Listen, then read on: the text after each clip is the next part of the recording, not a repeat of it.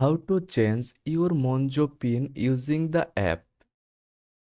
First, open your Monzo app and log in if you haven't already. Once you are in, head to the Account tab located at the bottom right. Next, scroll down and tap on Manage Card. Now, select the Change PIN option from the menu. To proceed, you will need to verify your identity. Depending on your settings, this might be through Face ID, fingerprint, or your account password. After verification, Monzo will ask you to complete the PIN change at a UK ATM.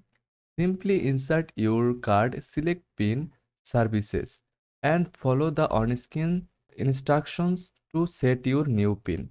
And that's it. You have successfully changed your Monzo PIN quick and secure, all done with a few taps in the app. Thanks for watching.